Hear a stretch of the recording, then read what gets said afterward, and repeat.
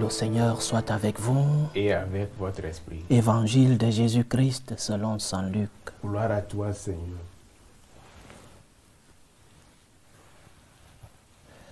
En ce temps-là, il arriva que Jésus, passant à travers villes et villages, proclamait et annonçait la bonne nouvelle du règne de Dieu.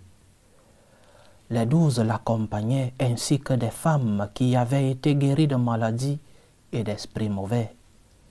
Marie, appelée Madeleine, de laquelle étaient sortis 7 démons. Jeanne, femme de Cousa, intendant d'Hérode. Suzanne et beaucoup d'autres qui les servaient en prenant dans leurs ressources. Acclamons la parole de Dieu. Louange à toi, Seigneur Jésus.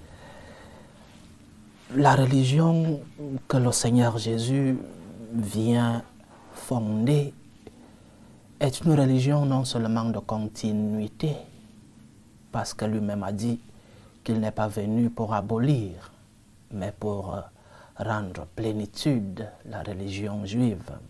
Donc c'est une religion de continuité avec ce judaïsme de ses ancêtres, cette première partie de la révélation de notre Seigneur.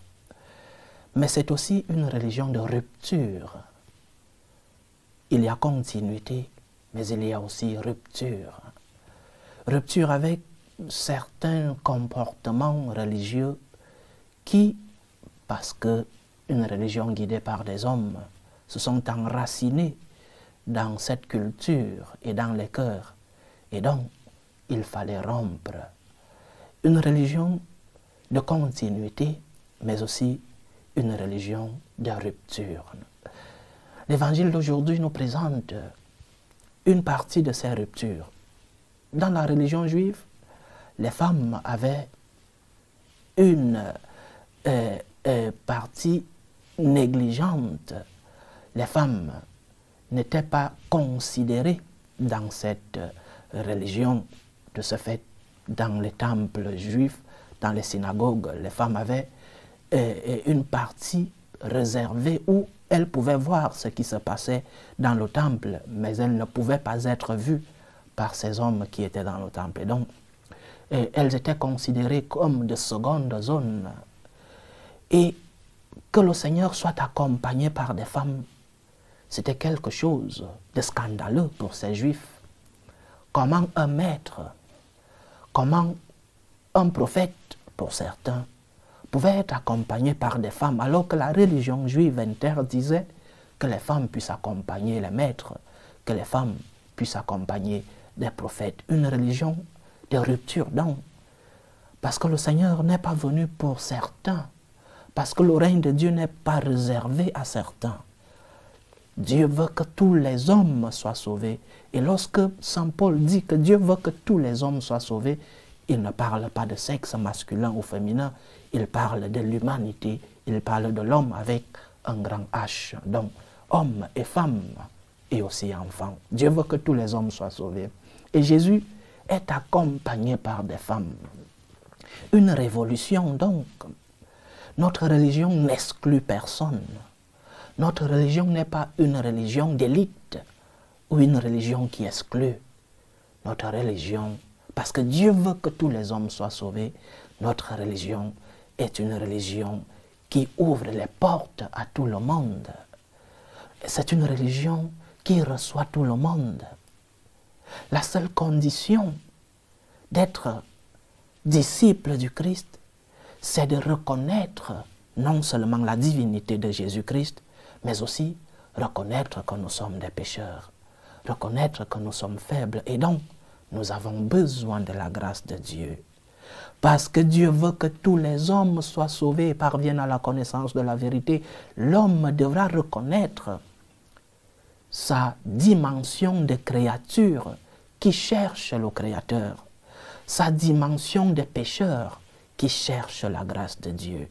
Jésus est accompagné par des femmes, révolution, différence par rapport à la religion juive de ses ancêtres. Mais il y a un autre enseignement.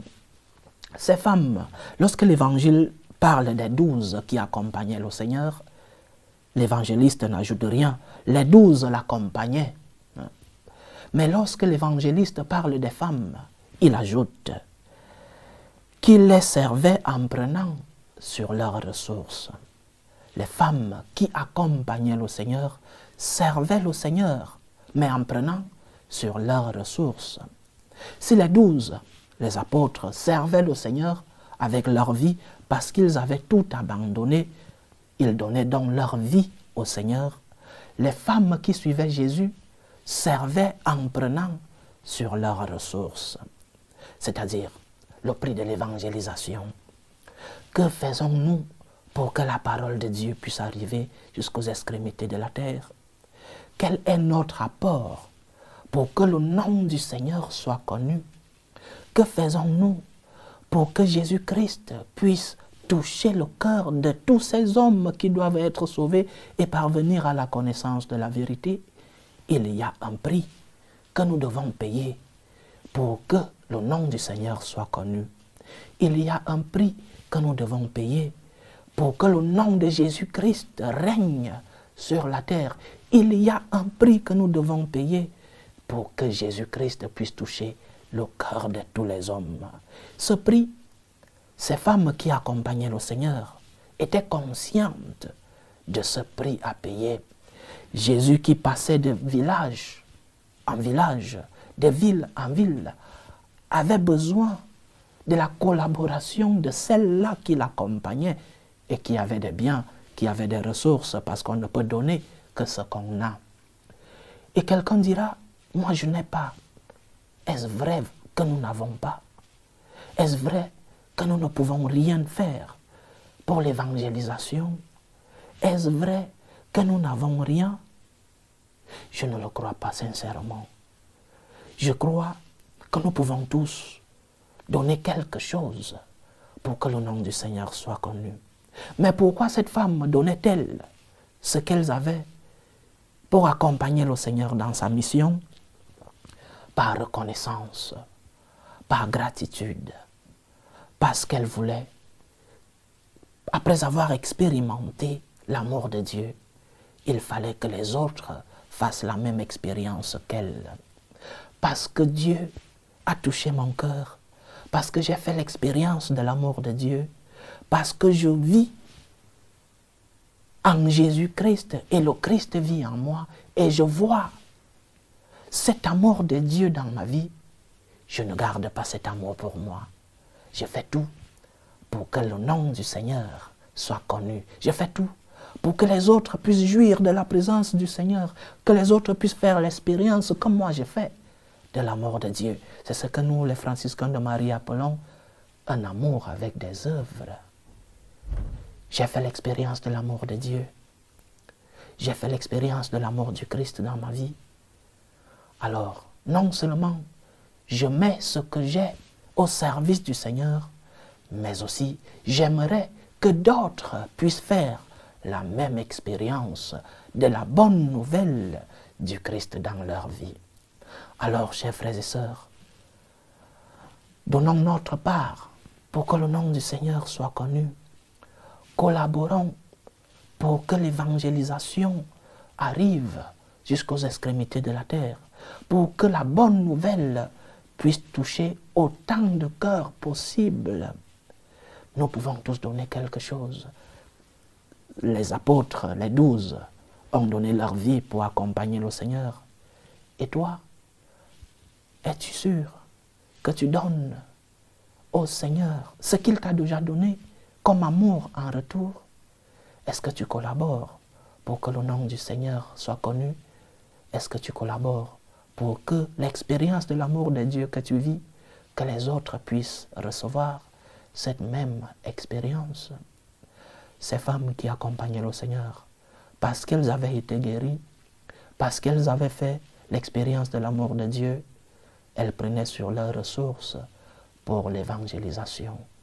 Fais de même, parce que le Seigneur a besoin de toi, parce que le Seigneur a besoin de tes ressources pour que son nom puisse être connu jusqu'aux extrémités de la terre. Que le nom du Seigneur touche les cœurs, que la présence du Seigneur arrive jusqu'aux extrémités de la terre et que par nous, à travers nos biens, que Jésus-Christ puisse toucher les cœurs de tous ceux-là qui vivent dans les ténèbres. Dieu veut que tous les hommes soient sauvés. Il veut passer par toi pour sauver ceux-là qui vivent loin de lui. Que le nom de Jésus-Christ soit béni et que nous puissions collaborer pour que le nom du Seigneur soit connu jusqu'aux extrémités de la terre. Loué soit Jésus-Christ. À jamais.